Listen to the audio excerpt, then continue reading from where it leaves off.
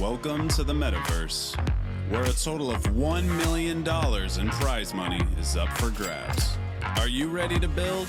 The MetaBUIDL hackathon starts today, August 27th. For 17 days, you will build with community members throughout the Metaverse or locally via 9 global hack nodes, and participate in workshops from industry leaders, and hack with Near and our amazing partners. We'll have an expert panel of judges made up of industry-leading VCs, engineers, and entrepreneurs.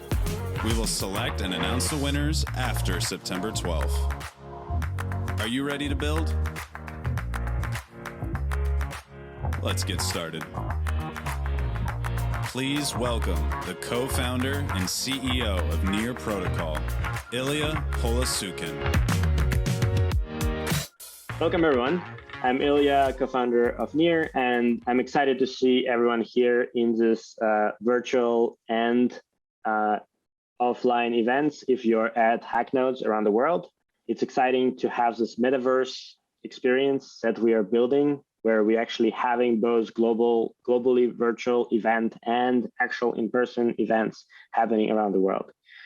The metaverse theme is the core of kind of what we're building. It's really powering the ownership economy. It's really powering the ability for people to come together with their passion, with the games, and with work, and really building this. And we have a number of challenges from a number of really exciting partners to work on to kind of build this reality, as well as if you have any awesome ideas to do this, you can find your place here. All right, and without further ado, let's dive into my speech about Open Web, and we'll review what you can build.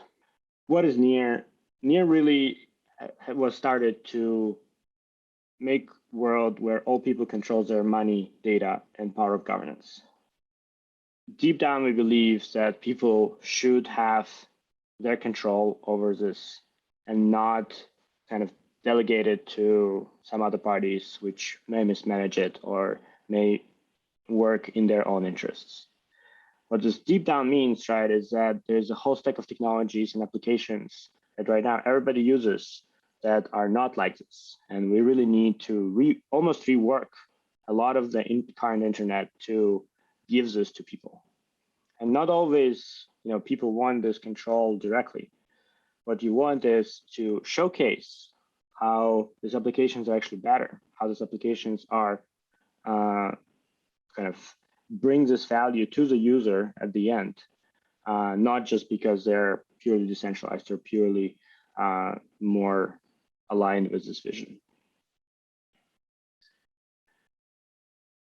So there's been a very fun journey. We started in August 18, and we have celebrated our 3-year anniversary as a Near protocol a few weeks before. We started initially with pure focus on scaling blockchain tech. We looked at Ethereum. We ourselves as developers were really excited to build on it, but we realized that the limitations that we currently have does not allow us to build applications that we really wanted to do. So we started with, how do we scale blockchain tech? How do we make sure that as a developer, you don't need to think about scalability?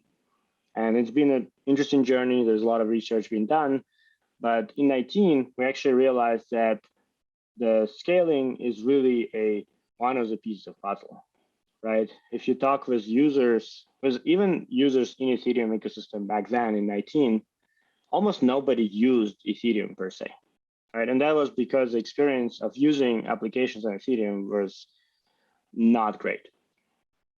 Also, we saw number of developers was still very low back then, and it's actually still very low right now. And so making pretty much focus on this developer and user experience, making it possible for normal people to use these technologies that we know can kind of unlock a whole new world, what became our focus in 19. It was, long time of building, but in 2020, with community, which started to grow, we actually started to launch mainnet in 3 stages. We launched a proof of authority. We had community validate us to take over the control of the network, and then they voted to enable the token and transfers and kind of permissionless of the network. And so through that, we kind of seen the growth of the network starting, especially in last 4 or 5 months, where number of applications started to launch, right? Core applications like exchanges and kind of starting platforms, NFT marketplaces, bridges, and everything else. So through these 3 years, right, we've been kind of on this journey of building infrastructure and building tech. And now we have a core set of applications, core set of primitives to start building really the next generation of applications. So I want to introduce the open web concept, right? I think many of you probably are familiar with blockchain. Many of you are familiar with kind of this idea that this blockchain will enable new web, but what does that really mean, right? For me, open web is really a set of philosophies. It's not, it's not some technology even per se. It's actually all about the philosophical way of building things and working together. And obviously, it starts with decentralization. It starts with the idea that you cannot have a single party controlling something, because that party will always become, one way or another, a gatekeeper of this, or it will become a censor of this. You want composability and hackability. This comes out from the idea that as soon as we open up the applications, as soon as we open up the services, you are able to create new things and rely that they're not going to disappear, right? As we go away from having a central party to control everything, and we have a set of decentralized services, now you can just build on something that may only have 2 people working on it, and you don't need to worry about that because you rely on the kind of underlying functionality. It needs to be open and permissionless, right? We cannot have open web that is permissioned and only for a specific set of people or a specific set of services. It needs to be focused on user. The user at the end is the one who is kind of driving all of this economy, driving all of this functionality, and the user should be controlling their data. The user should be making decisions where and what they want to use, right? And this creates pretty much a huge kind of, on one side, competition, on the other side, innovation that will continue propelling us into the future. And obviously, you want markets and economy. And passion economy that Lee will be talking about next is kind of one of the core pieces of this, because it enables everyone who have interest and passion in something to actually leverage these technologies, leverage this open web to make their living and kind of prosper.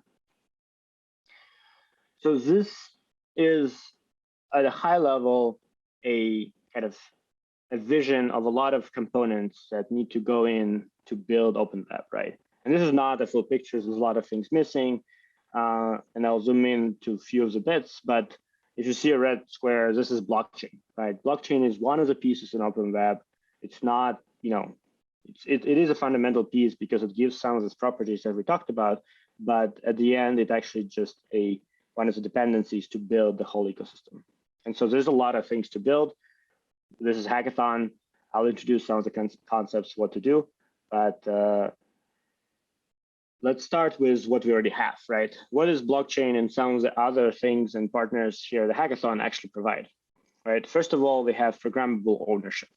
This is really what blockchain gives you. Like, blockchain at the end is kind of a database which gives you a trust in that the rules are being followed.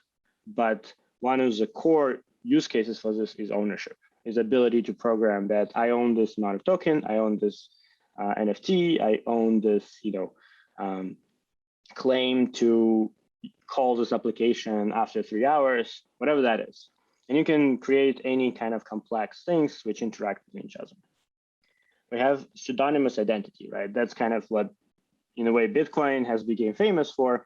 But in general, this idea that you can have multiple identities which are not linked and are used for different purposes, and at the same time, the identity itself is capturing some kind of reputation and over what things it's been interacting with. You have encryption and proximate encryption, which is some really cool cryptography. And this ability to preserve privacy and really exchange information between parties while preserving privacy. We have decentralized storage, right? The ability to store information in a decentralized way and rely that it's going to be there. and really start building kind of services that that can use that. The really cool stuff, obviously, is oracles. Like, yes, on-chain is cool. You can rely on a lot of properties, but there's still a huge world outside of chain that actually happening. And we need to have information going back and forth, right? And so oracles is a way to provide this information from outside, right? I mean, prices is probably the most known case, but you can bring any other information through the oracle system, through the system of challenges, and like smart contracts can leverage it. And zero knowledge proofs is, pure magic, is the ability to prove things that some computation, some algorithm, something happened, and validate that on chain cheaply, right? So something very complex could have happened off chain, and you can validate fully it on chain. And at the end, the most excited things that I am excited is decentralized organizations. The organizations that don't belong to a specific country, they don't need to have specific set of structures that this country has defined. It can be pretty much anything that organizers, the communities, a group of people who are doing it want, and it still can kind of behave as an entity, as an actor in this world. So these are core primitives. This is what you already have, and this project's kind of to leverage all those things. And we also have the infrastructure at the backing it. So kind of zooming in that graph, right? We have scalable blockchain like Near. We have indexing, querying from the graph to kind of other solutions. We have scalable storage chains like Filecoin, SIA, and a few others. We have economically secure oracles like Chainlink, Flux, and others. And we have gateways and exchanges, right? A way to kind of communicate information between. There's still actually a lot of pieces missing. And even on this graph, there's ideas like ads gateway, payment gateway. You may want to kind of create more smooth exchanges or onboarding for users, but kind of overall we have these pieces. So why, like I mentioned before, that this open web is conceptually should be better than what people have right now. And even though the privacy and kind of these properties that people have and hackability is great, but they are very much developer focused properties, right? It's something that as a developer we really like, we really enjoy. This is why a lot more developers are joining blockchain now. But as a user and as end users, that's not what you care about. But what we do have here, right, because of programmable ownership, is ability to create incentives and kind of ownership economy that transforms how applications are built or how applications are actually run initially, right? When we look at kind of traditional application development, right, you launch an application, you kind of have a small amount of users, and you do a lot of marketing, you do a lot of kind of onboarding of the users to really bring them and start using to create some network effect around your application and obviously improve your application as well while you're doing it. And obviously it's very expensive and it can be a slow process. It's very risky. A lot of applications don't succeed. And there's a huge kind of moat that applications and kind of companies like Facebook have, because when they do have a lot of users, launching new kind of app inside that platform becomes way easier. And obviously, in the beginning, they were doing it as a platform, but then they closed it off. And so with this new kind of open web approach, what you have now is ability to share the ownership, share the future of this protocol app platform with the first users, with the first developers, with the first kind of with the first parties who are interacting on your app.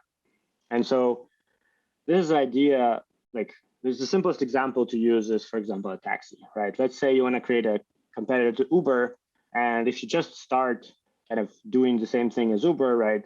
Maybe in one local city you can kind of outcompete them on marketing, but globally, right, they will be able to dominate. But actually, one application in Toronto was doing this ownership economy and was able to outcompete Uber without doing marketing. And the way they did it is by giving ownership to the drivers. Pretty much, the more drivers drove passengers, the more ownership in this application they were getting. And through this ownership, right, they actually felt more connected. They wanted to promote these applications. They wanted to bring more users to it. They wanted to kind of create a bigger network, right? So you actually transforming from I build an application and then I need to get users who are going to be kind of putting value into this application to I want to create a community who will own this application as much as some of the developers are, and they will be interested in creating bigger and bigger community and bigger usage as well. And this is core of the of the Bitcoin, of Ethereum, of all the blockchains as well. But now we actually using the same principles and finding out what are the drivers of the value creation for specific applications and applying them almost as a pattern to this, right? Any kind of marketplace, any kind of activity can leverage this, right? And DeFi is doing this, called liquidity farming, but the concept is way more generalized. So I call it usage mining, and it's pretty much transforms how you create network effects around your applications. So what's next, right? What are things that you can build now, right? We have a hackathon here, super exciting to see what people build, but if you don't have an idea yet, if you're interested in exploring what to do, here's just few ideas, right? And obviously there's more, there's challenges as well. But this is kind of, again, from the chart, zooming in, there are clear things like social graph, right? Like I mentioned Facebook a few times, Facebook is owning your social graph. Then you go to LinkedIn, you kind of need to build your new social graph and LinkedIn owns it. And then you go to next social network. And so right now the social network is pretty much controlling completely, and like no new social network or like social application is able to start. And so having social graph almost like as a protocol that is detached from specific application, but has all this ownership mining, will allow pretty much for new social applications to sprout, right? Because they now are able to leverage existing platform, existing social graph, and still kind of deliver the value that they try to do.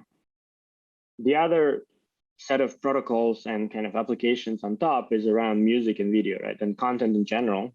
And I mean, music and video especially have right now kind of few dominant players that are obviously work well for kind of head of the creators, but there's a tail of creators that are not really benefiting from pretty much having like fans and super fans engaging with them, right? And there's a lot of kind of creativity that can go in and kind of how a creator can be engaging with their fans and kind of how they can be communicating, how they can be creating value together.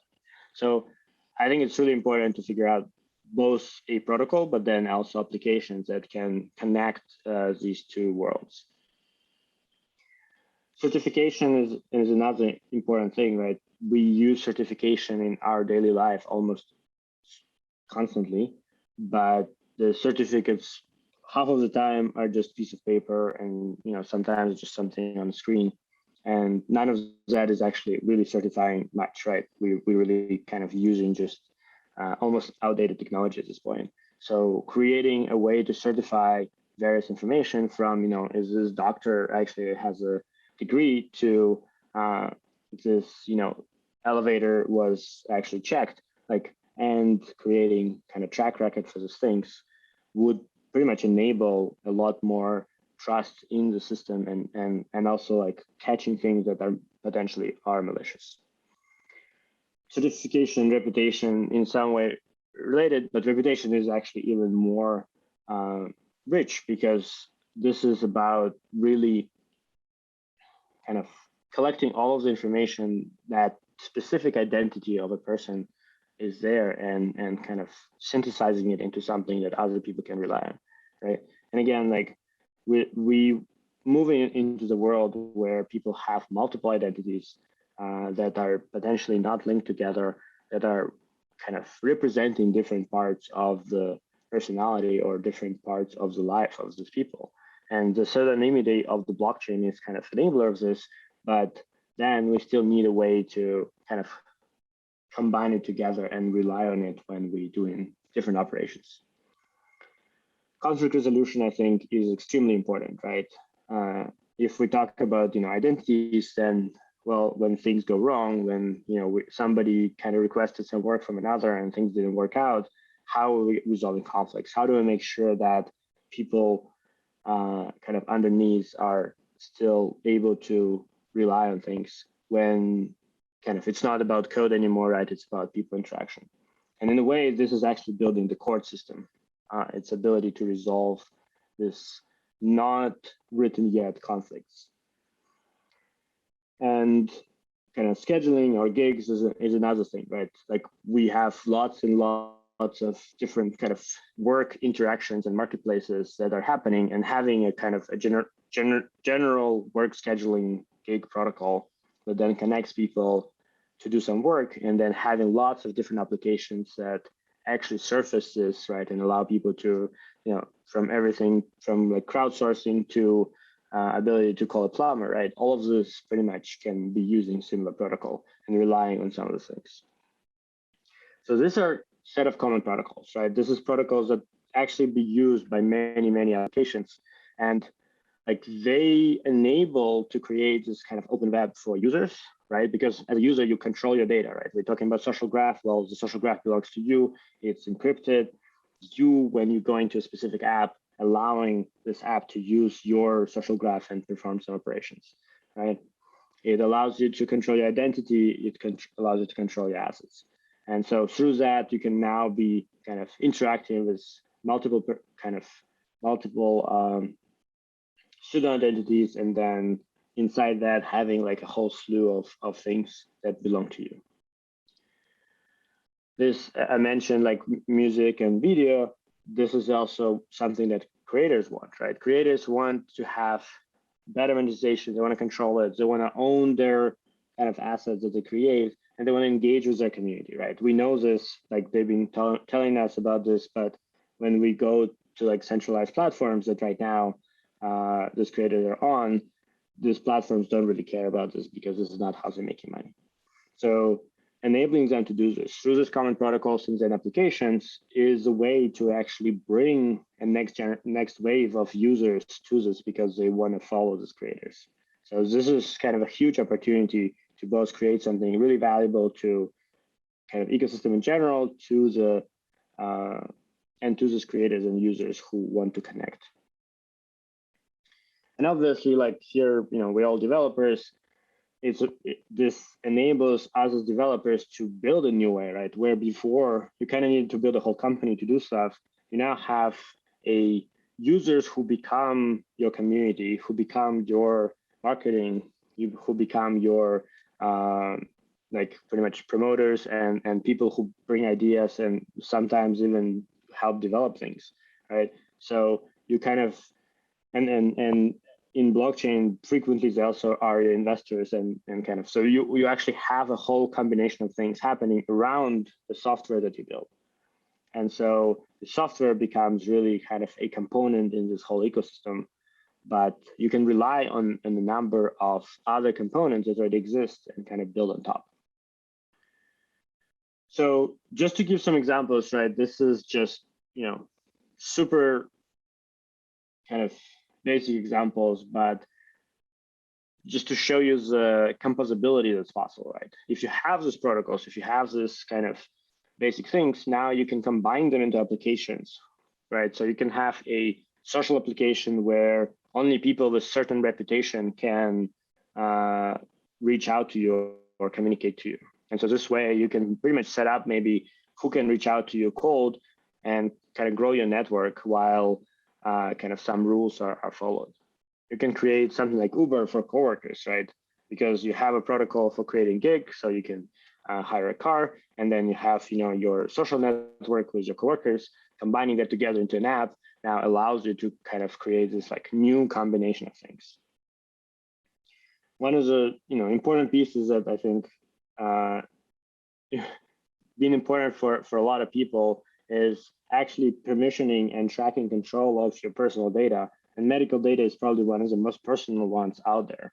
And again, this is like encrypted data stored in decentralized storage, and then with proxy encryption and with tracking and with identity of the applications and identity of the other parties, you can actually create this history of tracking and history of kind of who can look at which pieces of data.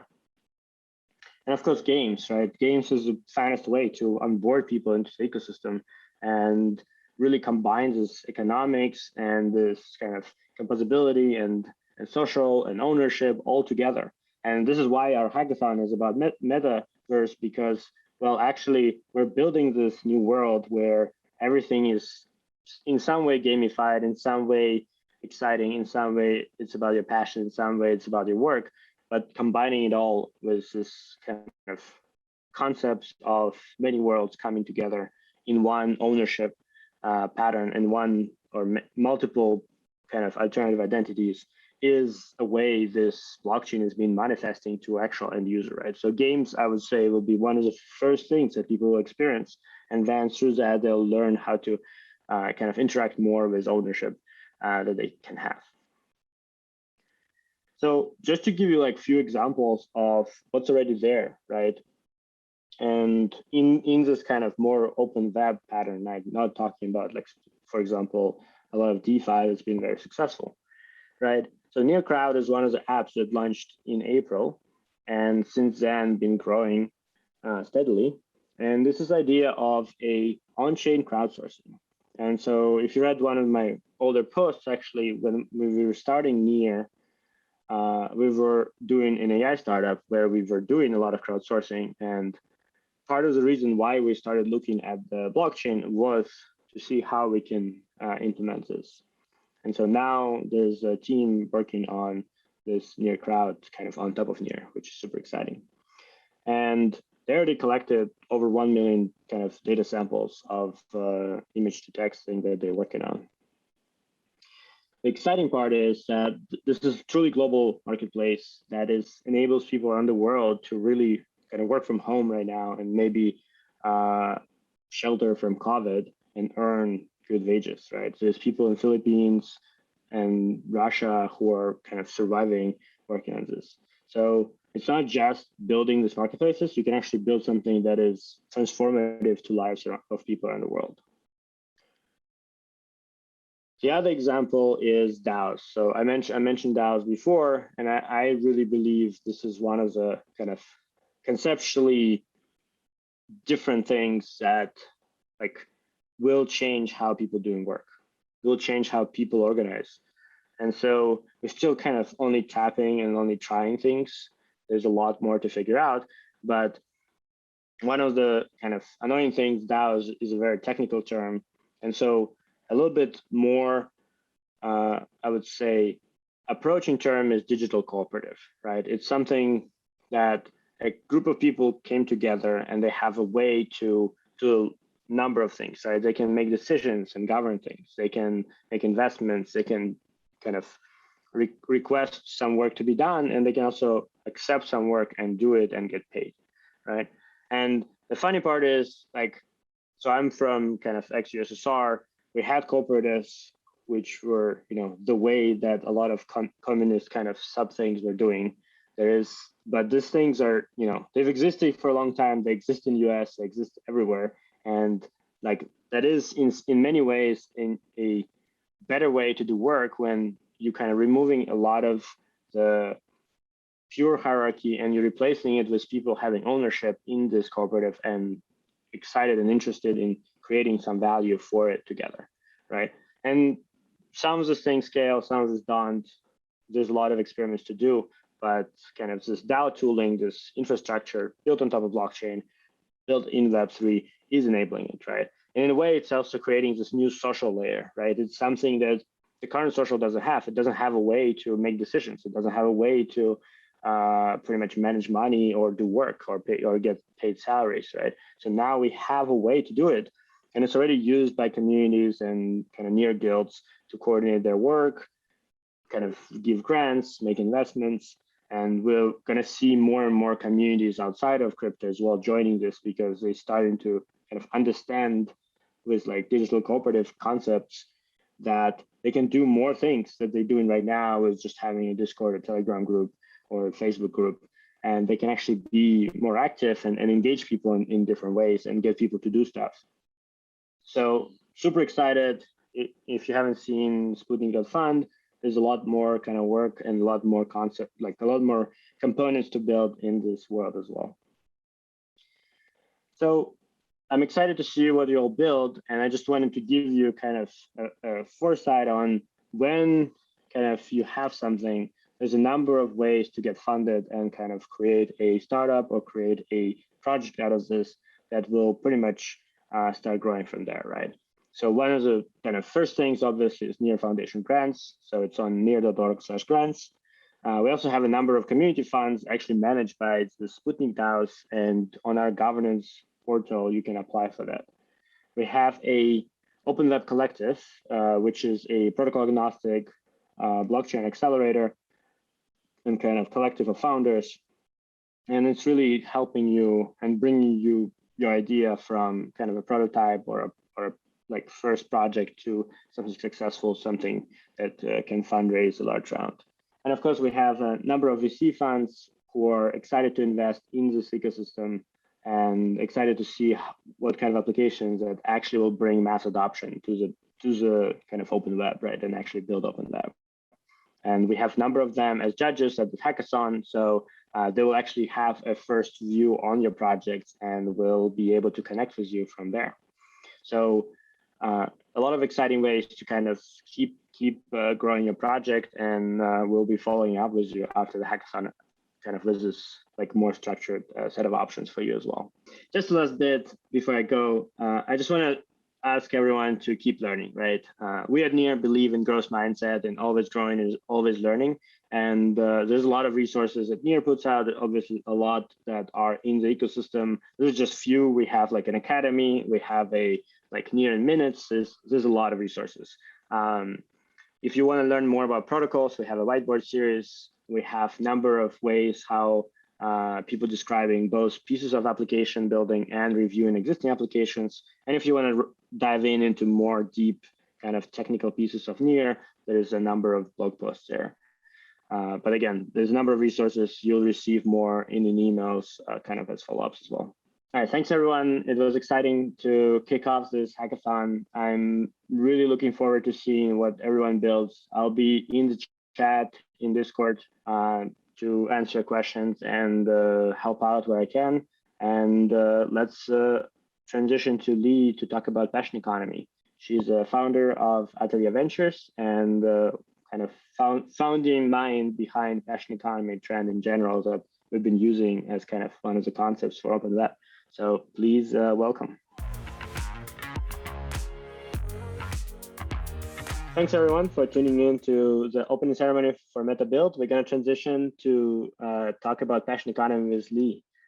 Lee was a partner on consumer side at Andreessen Horowitz, where she was looking at a lot of startups you're probably using right now, and then spun out to start her own Atelier Ventures, which is specifically focused on Passion Economy.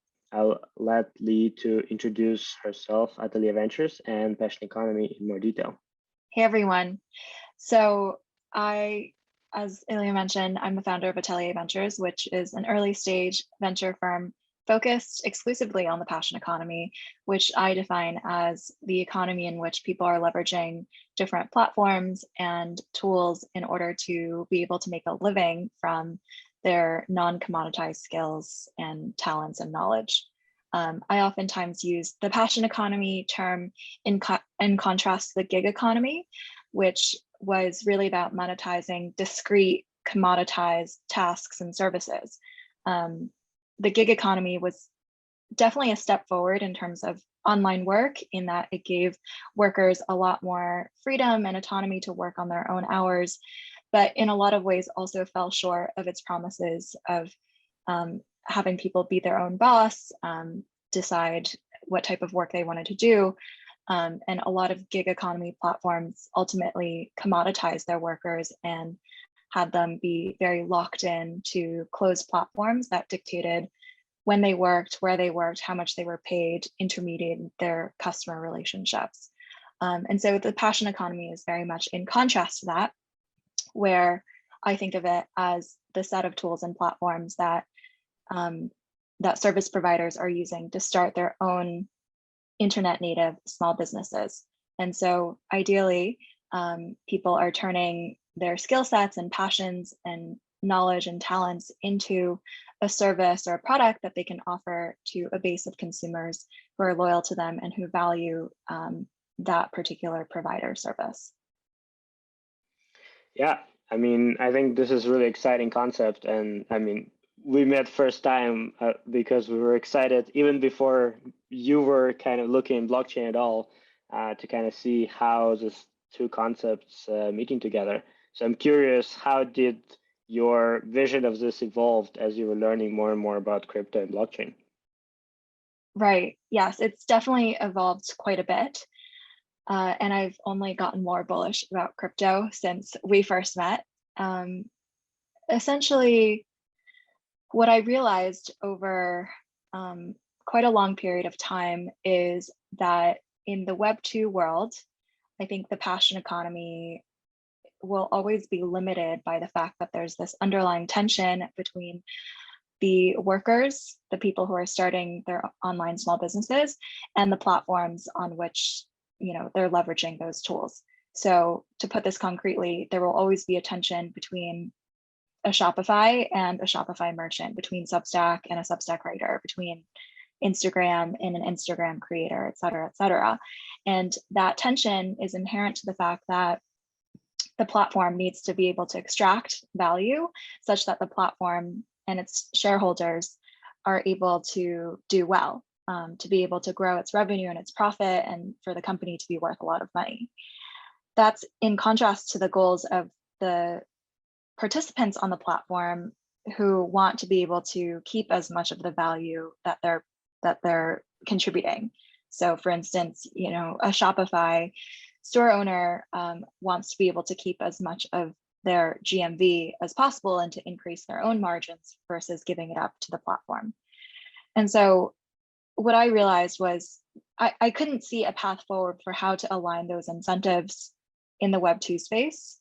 And that brought me to crypto and the notion that essentially that the future versions of these platforms could align incentives much better if they were actually owned by the platform participants rather than a small group of founders and investors.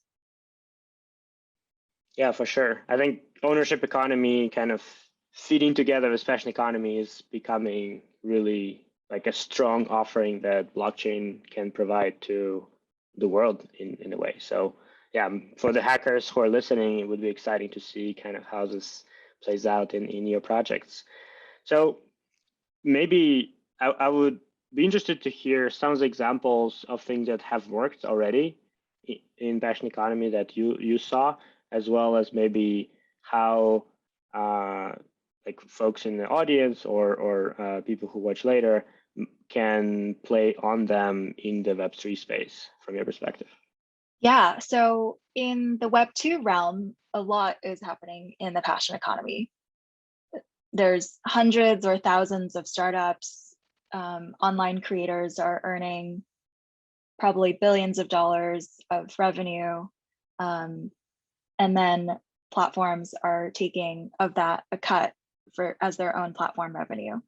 And I describe this as basically the monetization of everything. Like everything that can be monetized is being monetized today on the internet. Any type of skill or service or knowledge is being packaged and productized into something that can be sold on the internet. And those transactions are being facilitated by various Web2 marketplaces and platforms. This ranges from writing a newsletter to packaging up a course of your knowledge and delivering that course to a bunch of students, to starting an e-commerce store, to starting a digital goods store, et cetera, et cetera. There's so many different examples. I think the next step forward in the evolution of these platforms is to make those platform participants more enfranchised, both in terms of economic ownership, as well as in terms of governance and product roadmap. So I'm really excited to see more founders build in that direction. I think you described it really well, which is the intersection of the passion economy and the ownership economy. So in other words, how can we not make it such that all of these workers have this underlying tension with the platforms that they're working on, but how can we actually align those incentives? Another way that I often talk about it is I think the current focus of a lot of these Web2 passion economy platforms is how can we get income in the hands of these creators and these workers. So they're really focused on creator monetization of all types. The focus is on being able to generate revenue for the creator by monetizing everything. I think beyond short-term income, I think the next step to really change the way that the economy works is to help these people build wealth, not just give them means to earn income in the short term, but really fundamentally change their financial positions through giving them access to wealth. And I think in order for wealth to be more distributed, we need to give them ownership. So yeah, I would really encourage everyone to explore that intersection of the passion economy and the ownership economy. For sure, yeah. Yeah, I think like in general, the concept that people have been using in DeFi, like liquidity mining, but applied to any of this passion economy or even gig economy actually to some extent as well, concepts where people who are contributing work initially and who are pretty much creating this platform together as developers are actually earning the portion of the governance and portion of the ownership of this platform, which kind of contributes to their future wealth because it appreciates this platform growth. Yeah, becomes really like a powerful engine as well to grow these platforms, which a lot of times kind of a lot of startups that are right now starting missing out because they just don't have this like huge engine of attracting new people. And we were discussing like last time we talked, right? You mentioned a lot of people are trying to build social applications now, and they kind of missing on the like how are you going to compete with existing like huge social platforms. And so really like using this ownership economy as a pattern kind of across these different types of passion as well as like connected areas is very interesting. So I guess you mentioned there's like some platforms that already have product market fit, even though have this tension. Where do you see gaps in kind of this productize everything, or there's none left pretty much and everything is productized? I think that is the major question. I think that they can, like, that notion of offering the tools for anyone to be able to monetize anything, I think that will be persisted. Like those tools are still needed by creators all around the world. I think the white space for me is exploring how do we actually distribute the platform value more equitably to all of the participants.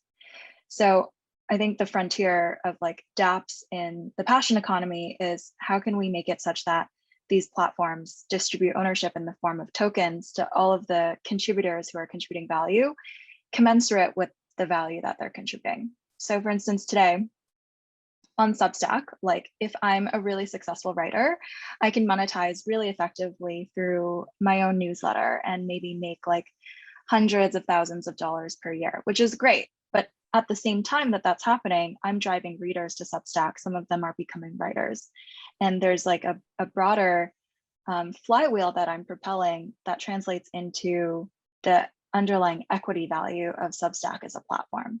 And as a single writer, I don't get exposure to that today. Like I'm driving a lot of the value for the platform, but I don't get the upside of that. Unless I become like an advisor or an investor in the company. And I think like the opportunity is for founders to explore what it could look like to reward those writers, those contributors across any sort of platform or marketplace. And I think this can actually help to have those platforms grow faster and have more powerful word of mouth or network effects than they otherwise would be able to have through just like the types of acquisition channels that Web2 platforms are using today. So potentially, like, I think a question is like, what types of marketplaces or platforms don't exist today because they just can't pull in enough, like they can't solve the chicken and egg problem through the typical means. And by distributing ownership earlier, can get there, can overcome that cold start problem, or can grow to be much bigger and be useful to both sides of the marketplace. Like, what doesn't exist today that could exist if we were to leverage those primitives? Yeah, I mean, that's a very interesting question. I guess, I mean, just to kind of mention one example of, you mentioned that marketing, like you don't need as much marketing actually if you have this ownership component. There was a project in Toronto that was actually in gig economy. They were doing a taxi app, and they were distributing to drivers only the part of the ownership kind of in this platform. And so the more drivers drove, the more passengers they had, the more kind of this ownership they earned. And actually, by metrics, they were beating Uber in the city because drivers were so involved and kind of invested into this platform. They were attracting their friends to participate, were kind of telling everyone to join this platform. So this definitely can replace, like same as in blockchain, kind of there's no like normal marketing.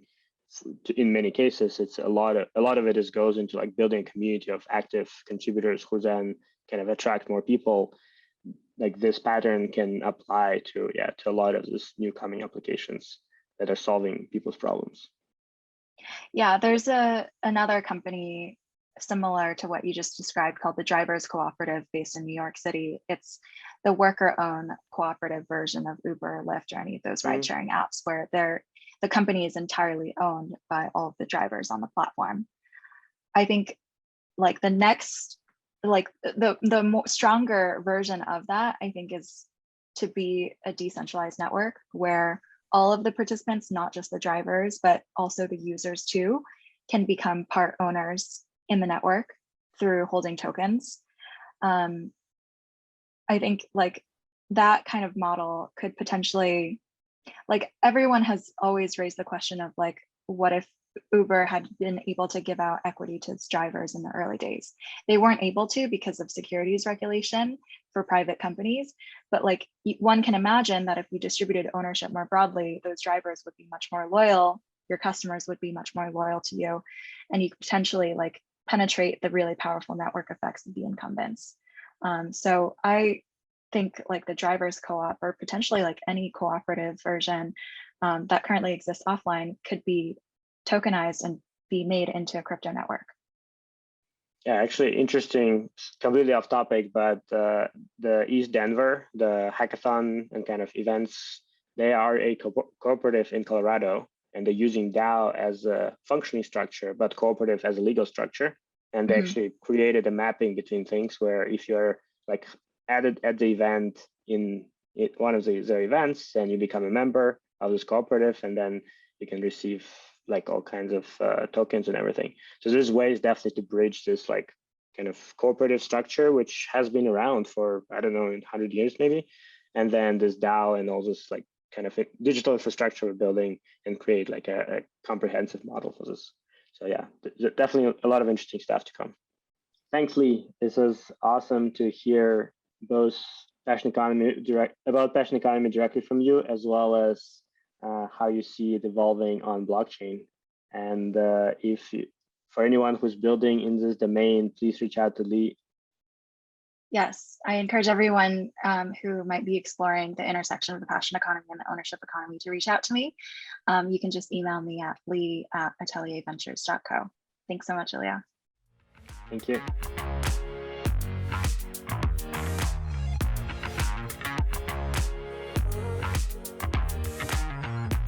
Hello, everybody. My name is Matt, and I'm the new head of content here at NEAR. I'm super excited to be joining everyone for a fireside chat with Richard Muirhead to talk about trends in the crypto industry, how things are changing, the VC's role in that, and what might be coming next. Before we go to Richard is a managing partner at Fabric Ventures, a VC firm that specializes in helping projects in the decentralized Web3 or open web arena grow and scale. Richard is also a council member at the NEAR Foundation, which helps steer ecosystem funding and shepherds the core governance of the NEAR protocol. Richard, it's great to have you here. Matt, it's incredible to be here. Thank you very much for having me. Good stuff. Before we jump in, Richard, I'd love to get like a 10,000-foot view of like what's been happening in crypto this year, being in your position, in the VC space. What have you seen happening with crypto this year, or even in the last 6 months, and why do you think that is? Sure. So, I mean, I think it can sometimes feel like everything happens, all at once, and something very special has happened in a very short period of time. But like most things in life, including, as they say in England, at least number 11 buses, they come all at the same time, but it's a lot of factors that come together that lead up to that point. And I think that's certainly true here. So if from our perspective at Fabric, we've built a practice now around, as you said, the thesis of the open web or third wave of the web. We have been at it for the best part of half a decade now, and that drew upon our experience over the last decades. And we very much take that long perspective on, software eating the world, but now a new wave of software that is weaponized with something very, special and distinct. It's weaponized, with the ability to deal with the concept of ownership. It means that all of the world's assets have become accessible, divisible, programmable, through, software.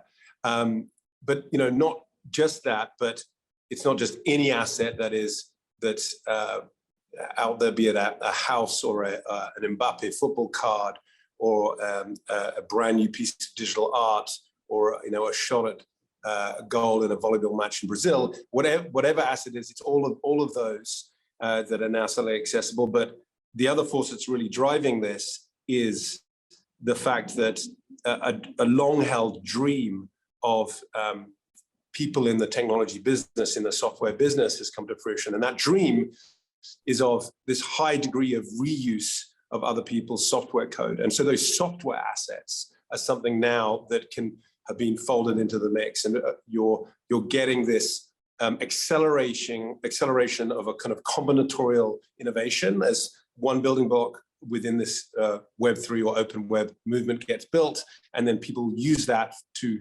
drive a further wave of innovation. And it was interesting, actually, it just happened, and it was probably down to YouTube's fault, to watch the moment that Gil Amelio introduced Steve Jobs as the new, effectively, he was about to become the new CEO of Apple, but it was how Apple was going to get out of its old OS and get onto a modern OS, through the acquisition of Next. And in that presentation back in '96, they were talking about this ability to kind of reuse code, and Jobs was pitching hard that this new platform was going to be distinct because 80% of code wouldn't have to be written because it would already be there and you could just reuse it. And the dream remains the same. The result perhaps wasn't, that wasn't completely accurate in terms of the numbers back there. But, this ability to stand on the shoulders of every single other innovator in the community is something that I think is coming to fruition. And both of those things I think are important. You bring them together with that element of community, and I think that's what's so exciting for entrepreneurs at this particular juncture, that you've never had a flatter world from a perspective of innovation, that an individual or a team anywhere can take that concept of digital ownership, can take the more rich and complex building blocks of innovation that other people have produced, and anywhere in the community, go out there and build their own community around what they build, and build a startup.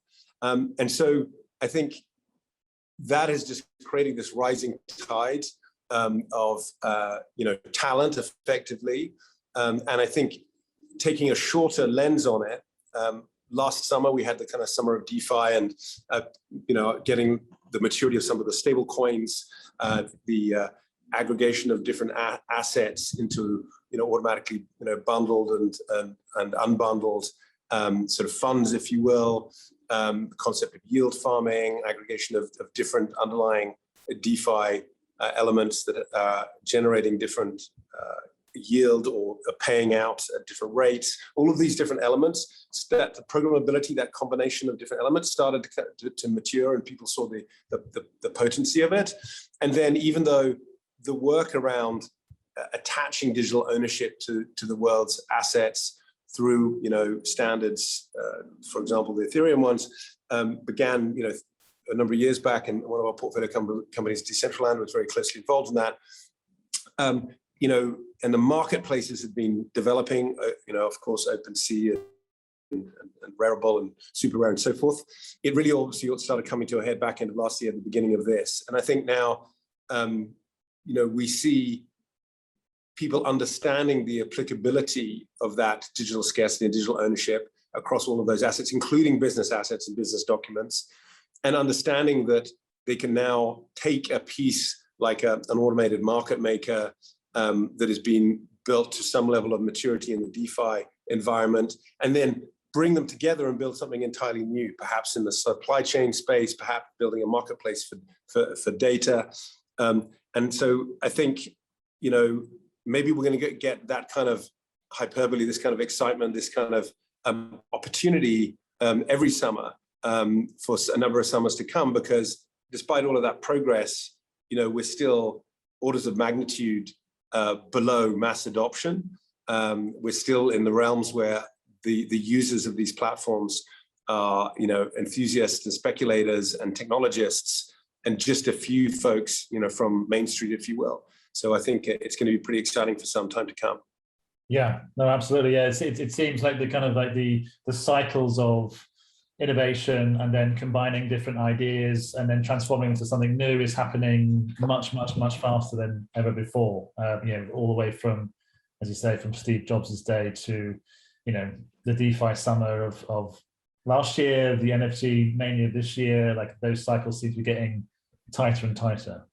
Yeah, no, absolutely. And so the way we look at it, maybe because it's iterative like that and sort of cyclical, we see opportunity up and down the stack. So we see opportunity in platforms that are really getting to scale and getting network effects through the third-party development, on them. We have perhaps the success of the graph. We have an investment also in Superfluid, which is like programmable cash flows. Actually investor in Immutable. We've got exciting platforms like Palm being built. Also, then on the infrastructure side, you got alternatives to the graph that are more centralized, like BitQuery. You've got Aurora, closely coupled with the Near ecosystem, and then you've got, say, somewhat left field and orthogonal to all of this. Another investment that we've announced, which is on the RegTech side. How to do your tax and reporting and so forth around these digital assets. A company called BlockPit. So I think that's extremely exciting. And one area that in our portfolio has really taken off tremendously fast, and people have probably seen, is the area of what is often called play to earn. So the definition of new a metaverse, and I did very limited gaming, probably because I liked it too much. Back in my teens, I was a kind of an elite on the kind of BBC microcomputer player back in the day. But then I was around when Philip Rosedale also was, back 20 years ago, was building Second Life, which was obviously not sort of cryptographically enshrined, but really took off to some kind of $500 million market cap. Sounds like nothing at this point in time, back then. And people like IBM were buying pieces of that land. But I think, that's really taken off now, that you can have environments like Axie Infinity, where we do have some involvement, and, plays like Yield Guild Games, who actually, can offer up loans to buy into the digital real estate of that environment and allow people to go and play to earn. And the critical thing is, whether it be that set of token economics, that circular economy, not in the recycling sense, sadly, maybe we'll come to how we treat those assets better in the future, but how those circular economies where, by operating either as a good citizen or as an effective player in that environment, you improve your chances of the outcomes within that environment that are at least somewhat influenced by luck or by a ballot, but you can improve your chances, and therefore you get this self-reinforcing loop of that you play more, try harder, build out your environment, breed your axes and so forth. And I think that kind of game mechanics, applied to gaming is phenomenally interesting and creates really a kind of petri dish of experimentation of game studios developing games and gameplay and gamers working out what they like. And then this vast array of data being, generated and then analyzed on a decentralized basis, that kind of can optimize, in a sense, the kind of studio development model that has often been developed in the media business in particular to deal with the kind of the fact that predicting the hit is so very hard.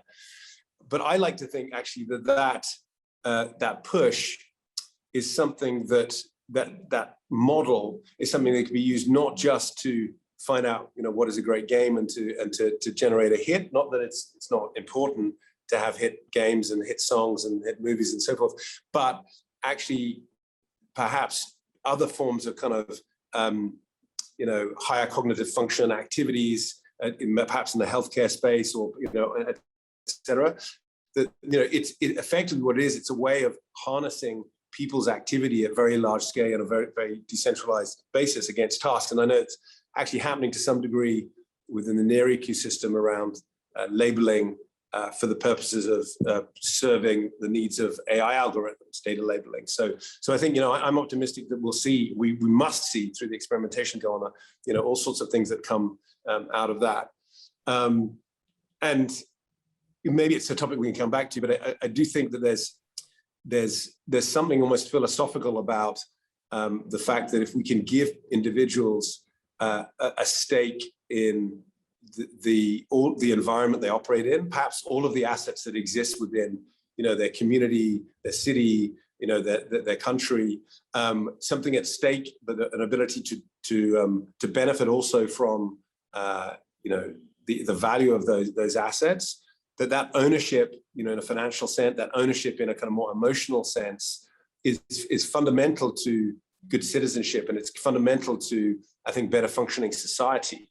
Actually, and there's a book by Ayn Rand, The Virtue of Selfishness, which I think speaks a little bit to this. So I think it's pretty exciting from that perspective, and hopefully, although we've not seen it yet, it's something that can be extended, as I mentioned in passing, to the world of protecting the natural assets that are around us. How do we account effectively for the impact of the environment and make sure that accounting, that responsibility and that the actions that will preserve the environment over the short, medium, and long term are enforced through that, not so much profit, but more kind of sense of ownership motivation that I think that this perhaps can bring. But again, it's one of those interesting challenges, and I think about the opportunity that exists right now. We're talking about it happening every summer, maybe more frequently.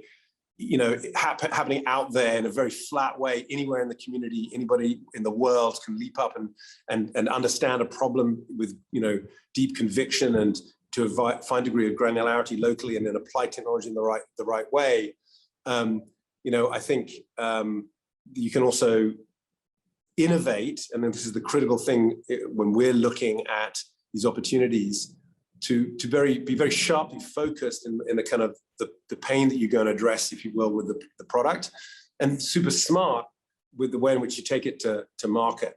And so I think that's always the challenge. It's actually very little bit of kindling can start a kind of inferno of demand in the marketplace. And that's that phrase, which I've actually slightly borrowed from something that at least was on the Sequoia website a while ago, I think is a good way for entrepreneurs to think, and it again lowers the barrier for entrepreneurs to come into this space and to really build something fantastic quite fast from anywhere in the world.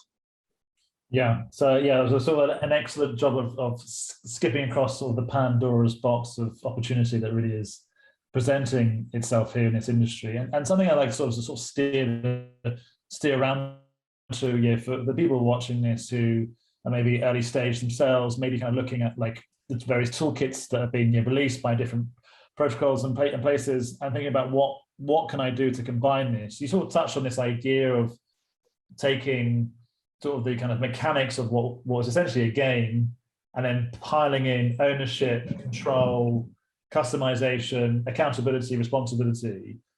I'm wondering if, in your view, like, you know, for people who are sat here watching this and going, like, what is it that you know is getting you guys excited, and what is it, and where is, you know, to coin the kind of cliched, where's the puck really going in this space?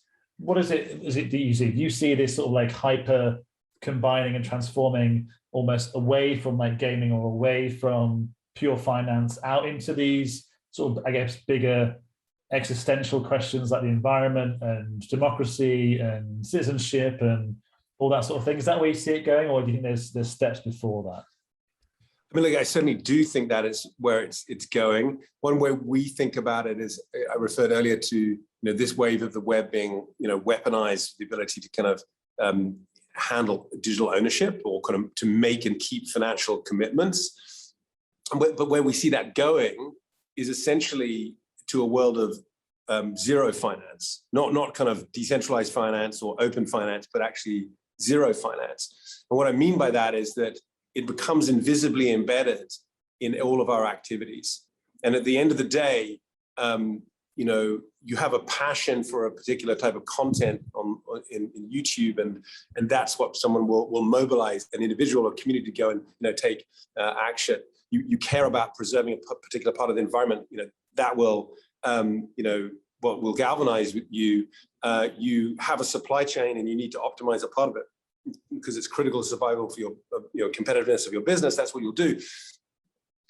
Finance should be in service of all of those activities, and it should, like, invisibly just, like, you know, tuck under those activities and service them. And that's the way, in my mind's eye, that's what I see these building blocks, you know, being capable of doing, because, you know, there's this, you know, white heat of innovation around all the different possible combinations and Lego bricks you might need to just bolt into the activity you want, and then not just bolt a kind of a function, but bolt a kind of a marketplace replete with not just data, but, you know, customers themselves behind it.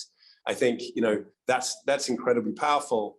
And so manifestations of that we see out there would be, I think, an increasing maturity of social tokens. So you see, you know, social, you know, movements either, you know, around, you know, media or other social movements that are becoming maybe indistinguishable from, you know, financial opportunities in some senses. That we'll see more and more IP deals being done to bring that on chain and think thoughtfully about how that is, you know, made accessible and usable in a way that optimizes the value of the IP for the IP owners. You know, would be it sports, which we've mentioned, obviously be it art, you know, many different activities, will be your day-to-day life, perhaps, i.e. the data sort of exhaust you leave behind you that might be of interest in the healthcare, you know, companies. And existing real-world assets, people are going to be shifting on chain. We have a portfolio company, Centrifuge, which is doing a great job of that, and you know, has been working for a number of years now on how to do that and to tokenize, you know, at the heart of it, invoices, and then thinking about which are the sectors, because it's not enough to just apply the technology and tokenize an invoice. It's not enough to do that elegantly and do it with a solution that is, you know, that uses the existing ecosystems, like, you know, MakerDAO, stablecoin ecosystem in their case. You also, and actually they're sitting over on the kind of Polkadot side of things as it currently stands. So, you know, they're standing on all of those shoulders, but you also got to think about the sector you go after.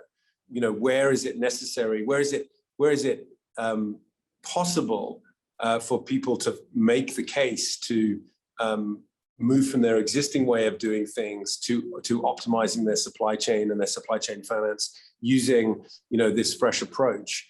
And so you have to really get close to the customer in the particular sectors and the verticals to understand where that might be the case. And, you know, we've looked at a number of folks building different parts of the next phase of decentralized media.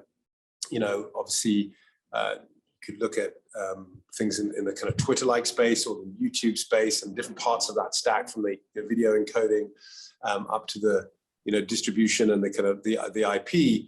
And clearly there may be an opportunity to give more of the long tail of creators a chance to participate in the success of these platforms. That makes sense. That economics makes sense. But there's also an opportunity to think about, which particular creators just couldn't operate without this. So it's got to be a more binary question. And I think that's where the entrepreneurial,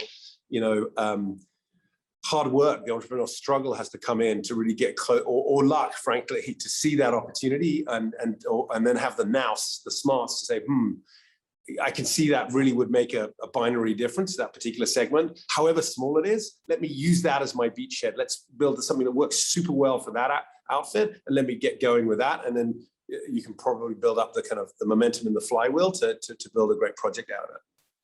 Yeah, so there's something that reminded me of was, when I first got into crypto many years ago, there was the sort of crypto was sort of going after every industry and saying the solution was just crypto, it's just blockchainify it and it'd be great. And obviously there were dozens of projects that went after supply chains and went after loads of big mega industries, and realized that the slowness and the transaction costs were, the solution wasn't the technology. They fundamentally misunderstood, the things they were going after, right? So it sounds like what you're saying is the kind of the DeFi intensity and of innovation around there is creating a bit of a kind of like a melting pot, whereby some of these ideas or some of these sort of like toolkits can come out of and really start to go after other industries and disrupt them in more meaningful ways, rather than just shouting blockchain everything and hoping somebody buys it. Yeah, there's many more tools in the toolbox for sure already, and I think we see derivatives and things like interest rate swaps, being built on the DeFi side of things. We see, more complex and sophisticated approaches to creating synthetic digital assets and new, takes at stable coins. All of these will be, super useful to entrepreneurs who are close to a particular vertical and go and want to go and solve those problems. I mean, the way we see it at Fabric is we think about the open web, open finance, open media, open healthcare, and then open work, or kind of learning and earning. And we feel like the first three have happened to some reasonably significant degree. We think the next two are kind of, coming to pass. But we see all of them iterating. There's still more infrastructure being built. There's still more being built on the open finance space. There's still, a lot of work, obviously, in the open media space before we can shift away from the world dominated by ad revenues and today's sort of web, to tech titans.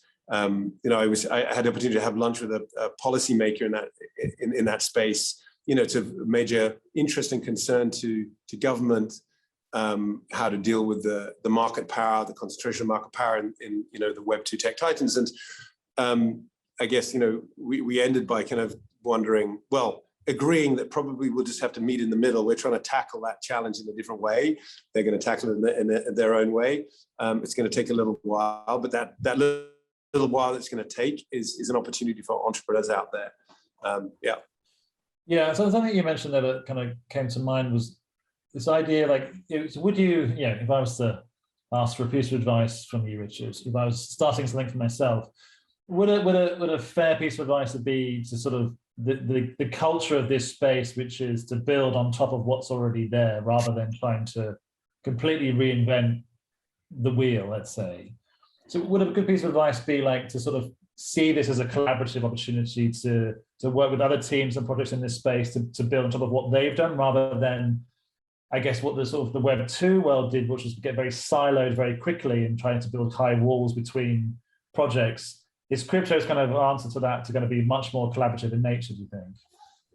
I mean, I think it is definitely intrinsically much more like that. And I think we refer to, crypto, the open web, as the fourth and golden age of open source development.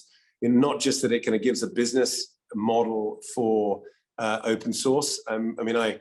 I can remember first using open source in the products that we took to market in the mid-90s, and people thinking we were crazy to actually try to use open source in a kind of an industrial enterprise, let alone sort of carrier grade environment. And of course, it's proven to be the case that open source is exactly the right software for doing that. And now we're taking the principles of open source, which is openness and collaboration, and applying it much more broadly. There's all this opportunity around DAO, decentralized autonomous organization infrastructure that's being built, and that is a very complex problem. Not the software but obviously the very essence of human decision making individually, let alone collectively. But I think it's very in solving it in just for particular use cases, even to some degree is incredibly valuable and potent. And I think it's interesting to speculate what this next wave will bring. We had in 2013, quite a kind of bull market associated with Bitcoin and a few altcoins, but and centralized exchanges, I think predominantly. Then we had obviously the ICO and the rise of an alternative to UTXO chains and at least a move towards smart contract capability with Ethereum in 2017, and that was powerful. And then following on from that, the development of a lot of ETH 2.0 competitors, let's not call them killers. I think there's going to be room for quite a few players, but people contemplating at least sort of new blockchains for many different use cases. And again, we've been talking about the DeFi primitives that I think have been fueling this next shift. And then of course we've been talking about NFTs. I think DAOs are definitely a candidate maybe in combination with social tokens and DAO infrastructure for opportunities in this next wave. We're already back over 2 trillion in the market cap here. There's a lot of irrational exuberance in there. That's in the nature of a venture, though. That's in the nature of building out infrastructure. That means that not every dollar in there is going to be a sound investment, because not all of them can be winners in the short term. But in the medium and long term, I am 100% confident that we will have a software environment and a set of applications and transformed industries and businesses and lifestyles that will be unrecognizable in the 10-year time frame. And we're seeing 100, 200x uplifts in sales on the kind of non-fungible token side, or the revenues in these play-to-earn platforms, or in the monthly volumes on the decentralized exchanges and automated market makers.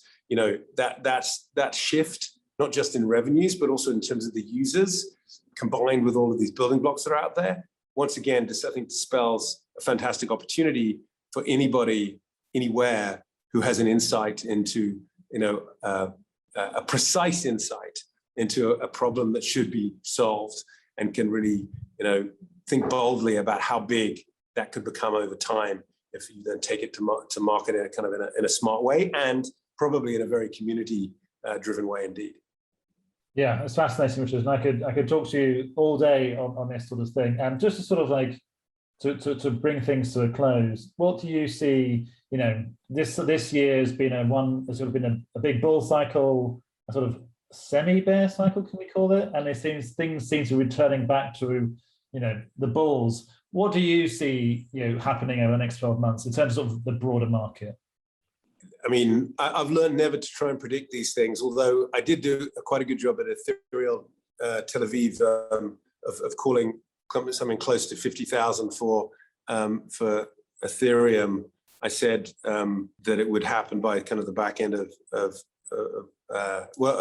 last year, so we kind of almost got there. And so what I do know that it will go up and it will go down with the market fluctuations, and that's important. With each wave, that washes on the shore, we bring more people, into this domain with a better understanding, and we learn from them, and they learn from those who are already part of it, and that's a good thing. I think I've been through a few different waves, so we try and keep. My sport was rowing, and try and keep your eyes in the boat, and just think of who are the great teams out there? What are the problems that really deserve to be solved? What are the super smart approaches to doing it? Who are the folks that, when you really dig deep into the technology, have got a fundamental edge? And that's what we focus on from our perspective. And I think the mirror side of that is what entrepreneurs should focus on. I think we've never had a technology market that's turbocharged by this direct link between the technology and the ticker, if you will. And so that's both a blessing and a curse. I think there's organizations that have done well, be it Apple or some others I won't mention by name, but in our market, really encouraging folks on the team not to look at the stock price, the ticker. It's to focus in on what you need to do one foot after another. And that's what I would urge that we do. But if you're talking about the emotions of markets and so forth, it feels like there's a little way to run, but at some point it'll run out of steam and we'll come back down again, and we'll go and repeat. So that's there is an extra challenge. We haven't talked about that much. I've been alluding to it, I guess. Venture firms, that are kind of come from a set of accountants and sit in ivory towers and don't beat the street and get out there and be part of the community. I think if we would struggle, particularly at the early stage, to operate within these markets. And I think there is clearly an additional interesting challenge and opportunity, because if you're investing in a project that then produces a token, and that token becomes liquid because that's intrinsic to building a community around that token and that network, then you have to wrestle on behalf of your investors with the question of when's the right time for you as a financial backer in that space, even if you're involved in many other ways, to also take liquidity for your investors. That's an additional skill and challenge, I would say, and that's where some of the market fluctuations do come in. But fundamentally at Fabric, we've got actually a brand new $130 million fund, and we're focused on the 5, 10, 15-year time horizons for the projects we're backing, and just working very closely with the founders to be as supportive as we possibly can. Sound advice indeed. Richard, Alessa, thank you very much for your time today, and enjoy the rest of your day. Thank you, Matt. Thanks for having me.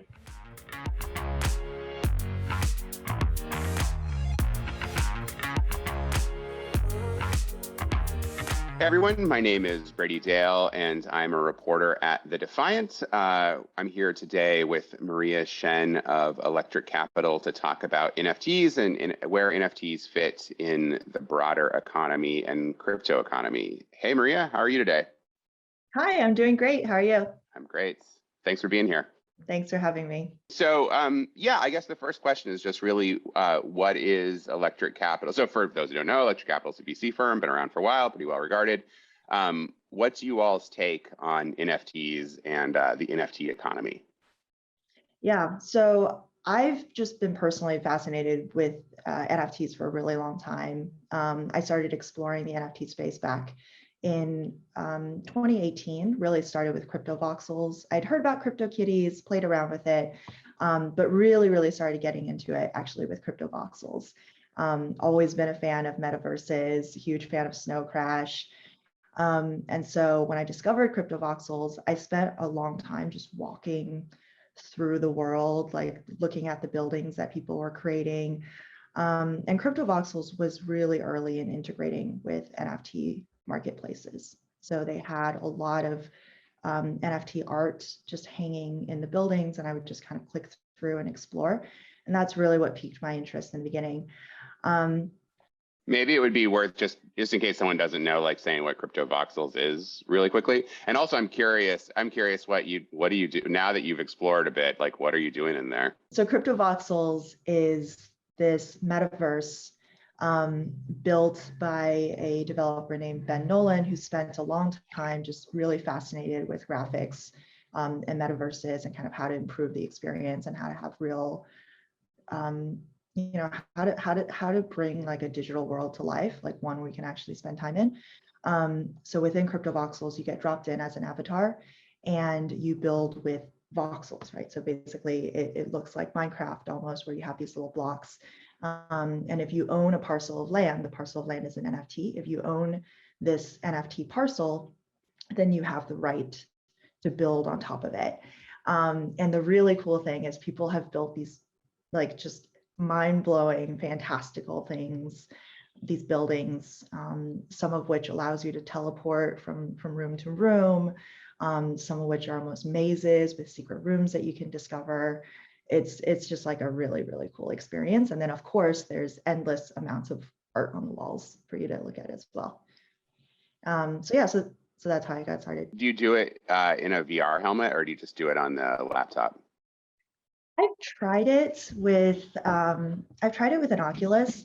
It was pretty fun. It was a little bit hard to navigate, but I also did that, 6 months ago, and I bet the team 6 months to a year ago. I have no concept of time in the crypto world, but just time moves so differently. But it was fine. It was a little hard to navigate, but you can see the promise. But normally I usually just actually use it in a web browser. But you were asking me what I do now in CryptoVoxels. So yeah.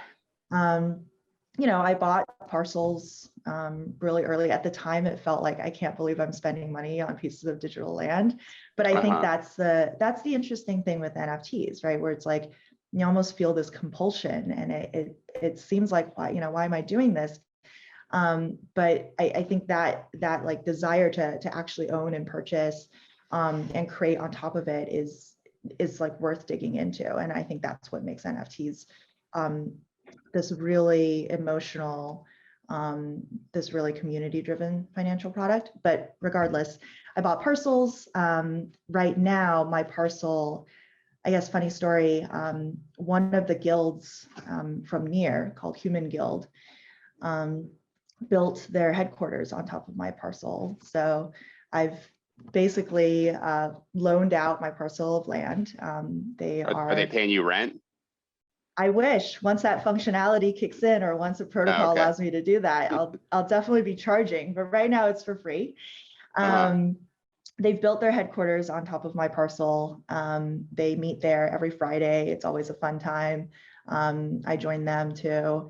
And then in the beginning, we weren't really sure who or how to build something really cool. And so we kind of asked around, and we got a voxel artist to build the entire structure, which is this really beautiful floating mermaid in kind of like the shape of a flame.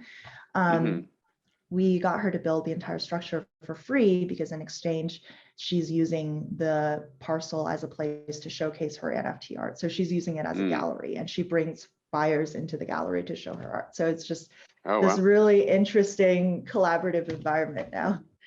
Cool, great. And so you have friends you meet up with inside CryptoVoxels. That's like a whole thing.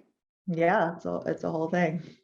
Wow. All right. I've done a little bit of experiments with that, and it hurt my head too much. But I probably should try it some more. The experience is not great, but it's like you can see the beginnings of something really cool. It's honestly, it's kind of how I felt about crypto in the beginning, where it's like, wow, this user experience is rough, but it's the beginning of something really cool and really special. Right. Great. Okay. And then what's I know, like, I remember when Electric Capital launched, I talked to Avishal Garg, one of your, I don't know if he's the founder or the co-founder, but he's who I talk to the most often there. And his whole thing at the time was it was all about money on the internet, sort of the larger idea of money on the internet. So connect that to NFTs for us, if you don't mind. Yeah, absolutely. So Avishal Garg and Curtis Spencer, they're the founders of Electric. The Electric thesis always was around, crypto, and we were founded back in 2018. So remember that crypto wasn't really all about money before, right? It was like, oh, you could be, a supply chain infrastructure, you could be a database, like, there was a lot of debate around what crypto could evolve into. Now I think people are pretty like honed in on the financial use case, but it really, really was not the case before. But our thesis from the very beginning was crypto could be used certainly in a variety of ways, as a distributed database, perhaps, if you wanted to. But the asymmetric opportunity here, especially for a fund, would be to invest in the financial use case, which would be by far the biggest market. And in fact, there's this possibility that we could build a financial parallel financial infrastructure, rebuild our entire financial infrastructure in a crypto native, in an internet native way with crypto, with blockchain. So we were always very, very honed in on financial products. We invested in a lot of layer ones and DeFi because crypto is programmable money. And NFTs to us is actually, they're programmable assets, right? They're digital native, crypto native assets. And assets are inherently financial. You have, in the real world, you have real estate as assets, you have music masters as assets, you have certain rights, you have movie rights, you have different things as assets, and all of these are, at the end of the day, financial products. Yeah, and once you have property that has some kind of established value, then you can do finance around that, right? Like you can lend. I mean, the easiest thing is you can like lend against it, right? Yeah, exactly. Yeah. Yeah, I like to think of it as NiftyFi. I feel like NiftyFi is sort of like the next wave. I like that name. Yeah, I like that name. When I first got into crypto, it seemed so obvious to me that DeFi was going to go mainstream. I was like, wow, we have such high yields. You can take out a loan in a decentralized way without any sort of intermediary. You're just, you're interacting with the contract. Everyone's going to be on this. Everyone's going to start participating. And then I just kept waiting for the crowds to come in, and it just never came. And we had DeFi summer, right? We had a lot of like crypto people or finance people start being really attracted to these products. And certainly we saw a lot of engagement, and, like Uniswap does almost as much as Coinbase in volume now. So there, absolutely there's some adoption, but it didn't really reach the mainstream the way that NFTs did. And I think, it's really like NFTs really put the emotional aspect on top of financial products, right? It's really, you are emotionally attached to the assets that you own, to in this case, sometimes the JPEGs that you own, in a way that you can't be emotionally attached to the ERC-20s. Did you mess around with like Meme or Rope last year during the yield farming boom? Do you remember them? No, I don't remember this one.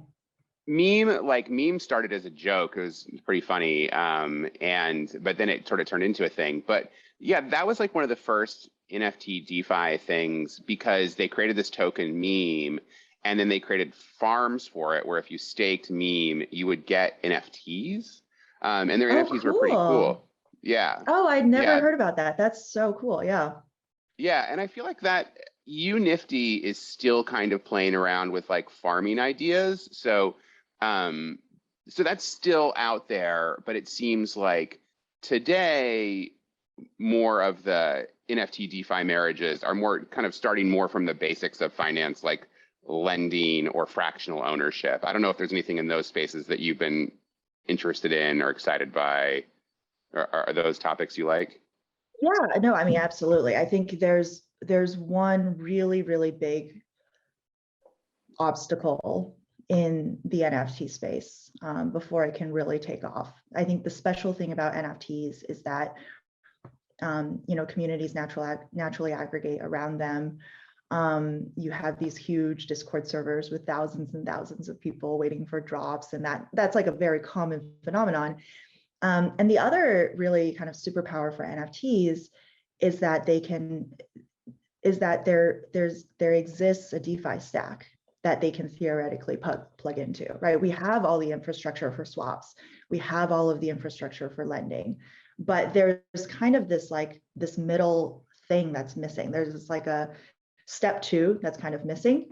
And that thing is really that there's no liquidity, or it's very, very difficult to get liquidity for NFTs. CryptoPunks, has probably the most liquidity. And then some of these top collections like Bored Apes or Cool Cats or Gutter Cats, or all of these collections like have some liquidity, but at the end of the day, I've heard that I've heard art blocks and autoglyphs are really good liquidity wise, but your broader point is 100% correct. It's like there needs to be more things moving. Right. And I think fractionalization, liquidity and pricing are kind of two sides of the same coin, right? If you have more liquidity, you can price these assets. If you can price these assets, you have more liquidity. And fractionalization is probably the best solution so far that we've come to really solve this problem. I'm not sure if it's 100% there. I'm not sure if there's some tweaking of the mechanism that we need. But effectively, we take something that's non-fungible by design, which is NFTs. We make it fungible through fractionalization and then turning it into ERC20s. And then these ERC20s can theoretically seamlessly plug it into the DeFi stack, right? But I think still the problem is that pricing the underlying asset is very difficult. And so, I think there's still some stuff to be figured out there. But I think, your question around, do I think interesting stuff is happening around fractionalization? The answer is absolutely. I think that's one of the key unlocks that we need to develop in order for NFTs to, I think we're still like, everyone feels like NFTs have taken off. Everyone feels like we're like already riding this huge wave. I think once we unlock the pricing and liquidity stuff, it's like we haven't even seen what NFTs can do yet. Yeah, I talked to the NFTX founder just this week about some of this actually, because I was doing some similar reporting. And for folks who don't know, how that works is they create indexes for NFTs. And so you stick an NFT in, like say it has to be like a basic CryptoPunk, just like nothing, like the least rare. Well, you don't have to do that, but it wouldn't be smart to not do that. And so you drop it in there and you'll get one Punk token back. And then, like you said, Punk is trading right now on Uniswap. So there's always a price for the most basic Punk, and so that's great because you have an ERC20 type price. It's up to the minute, you can look when the last trade for anything was. And so they've got it. But as he explained to me, he was like, look, we like our product, but it really is only good for floors. It's only good for the most common stuff right now. They're working on derivatives that would make it more sophisticated, and they're excited about that. But yeah, he would agree with you. He's psyched about a marriage of NFT DeFi, and he feels like he can feel it. But and I quoted him this morning in a story I wrote. It's not quite here yet, but he sort of feels it coming. Was his take. Yeah. I think everyone is kind of circling around different solutions that can happen because everyone is super excited about what happens when NFTs truly merge with DeFi in that way that we want it to. CryptoPunks have definitely the most. The CryptoPunk floor has definitely the most liquidity. It's really funny. I was just noticing that for months now, the cheapest CryptoPunk has always been like a CryptoPunk dude with a creepy mustache. And like no one wants it, right? Because he has a creepy mustache. Like he looks extremely creepy. But actually he might be the most desirable CryptoPunk because he's the most liquid CryptoPunk that exists, right? It's it's really funny that like we've kind of unlocked the floor for certain collections. But yeah, I mean, how do you find liquidity for like a $4 million CryptoPunk? You really can't. Right. You just have to hope that someone buys it from you, or you can fractionalize it, as well. And I think that's what's super interesting about fractionalization. Yeah, totally.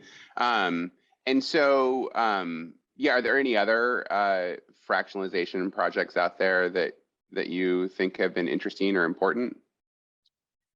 No, but I've spoken to a lot of teams that are thinking about different ways or different mechanisms for fractionalization and different improvements. So I think more are coming for sure. Yeah, I saw an interesting project just last night actually, and I think this is kind of early, and I think they've been around for a little bit, but there just hasn't been exactly a use case. But RenFT, and it's you can rent NFTs from people. Have you heard about this? It would no, I don't think so. Yeah. It would make sense for something like, Stoner Cats, which opens up certain IP. Yeah. If it works for that, I think it might work for, I don't know if it would, I know Axie Infinity, the game kind of has a funky setup. So I don't, they have a whole way in which people can borrow NFTs, and that works well for them, and that's huge. But I don't know if because of the way they did that setup, if rentals would work. But you could imagine a world in which it would make sense to rent a game character. Yeah, absolutely. No, it makes total sense, and I think Stoner Cats is a or rent your land. Yeah, exactly. No, yeah, and Stoner Cats is honestly a great example where you might actually want a short-term loan on a Stoner Cat just to watch the video. I know people who are like, are participants in DAOs, and like the DAO owns a bunch of stoner cats and then no one can watch it because it's just locked in place.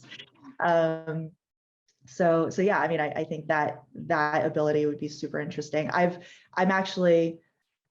had two instances now one instance where someone lent me something. So earlier this year, I lost my Bored Ape. Someone from the Bored Ape community actually was like, here, let me loan you my ape until you find a new one. And they just sent it to me, right? And that was very much like a good faith transaction. I could very well just never give that back. And then more recently, I sent someone the 3 Axies that I own so that they could get started playing. And again, that was also like a good faith transaction where I'm just hoping that they bring it back, and they probably will, but it means that you can't rent things at scale. And so I absolutely agree. I think something that allows you to rent it would unlock this kind of behavior at scale. With Axies, just to make sure, the way it works though is if they play and they earn a bunch of funds, don't you still control the funds? Oh, I thought that's how it's set up. Like the account gets it. No, so there's kind of the way that like Yield Guild does it, and kind of like Axie does it through these sort of programs, like these scholarships, where you can they lend you Axies and then you earn. Yield Guild, for example, like anything that you earn, any SLP and AXS that you earn, you retain 70%. Your community lead takes 20%, Yield Guild takes 10%.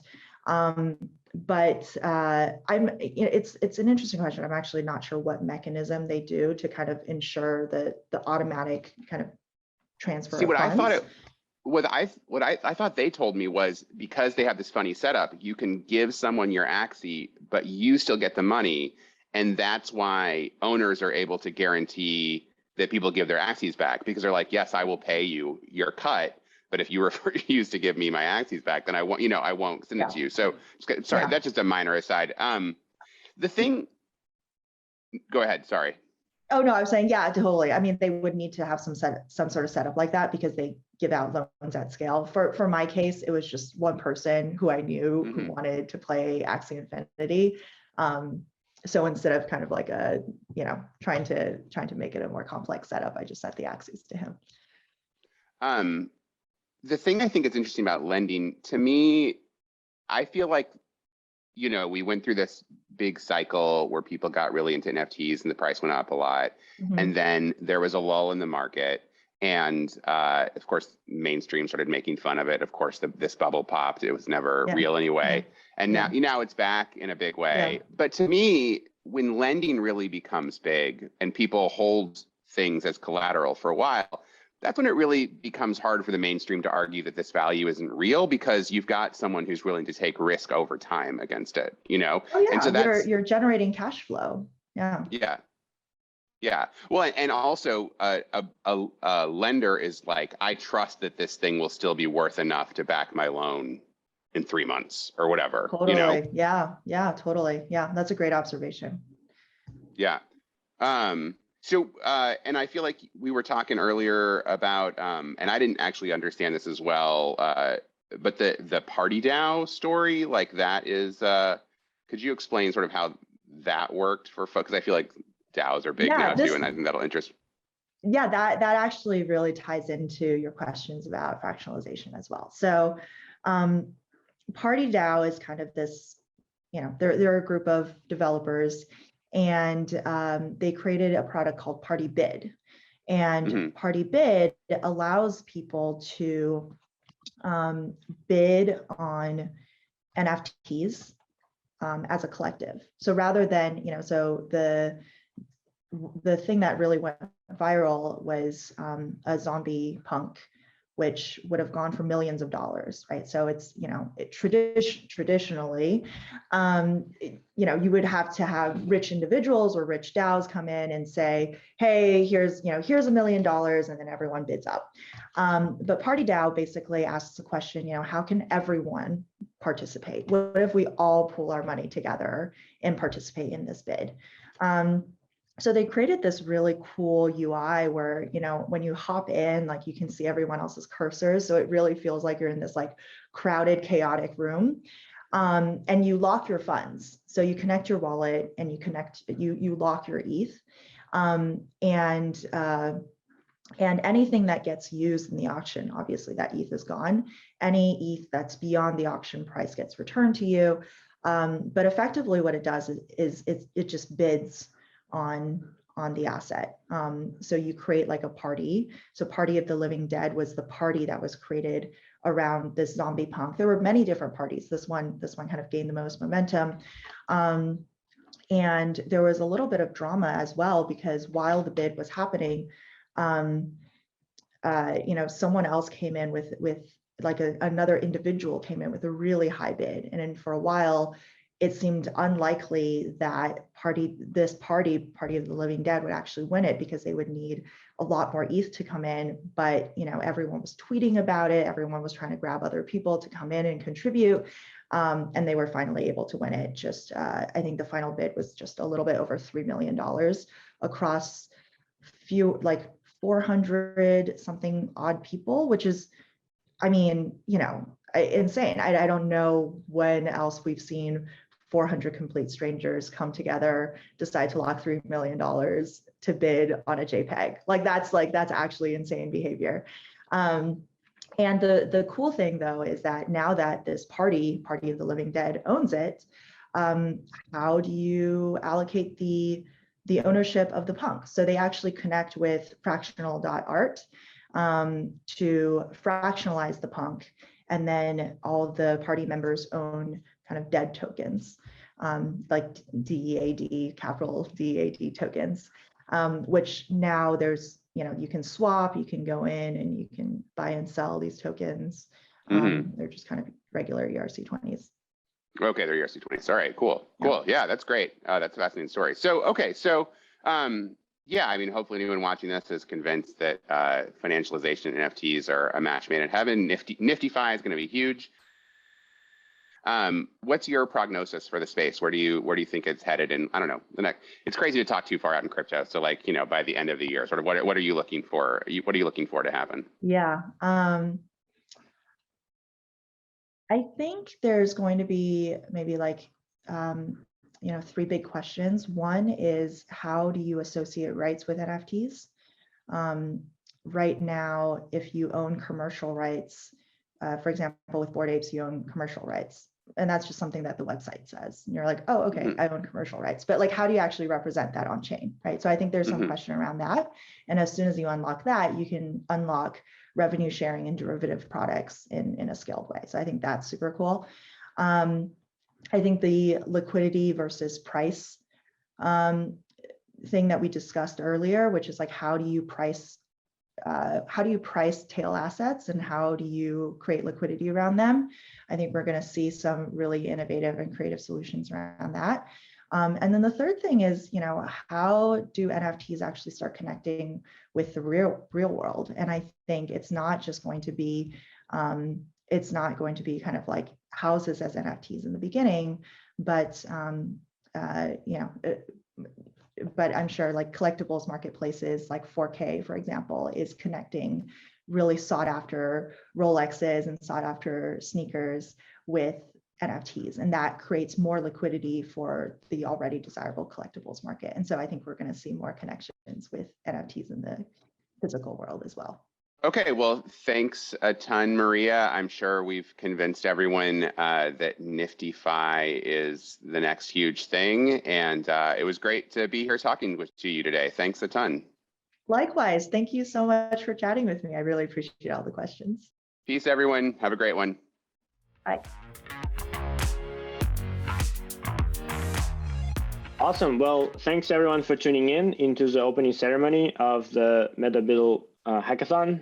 It's exciting again I'm super excited, and I'm waiting to see what you guys are going to build.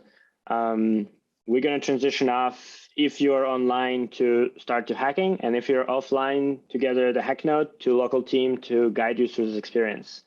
I want to thank all our partners and everyone who supported this hackathon coming together, and all the HackNode teams for organizing amazing experiences. Let's do it.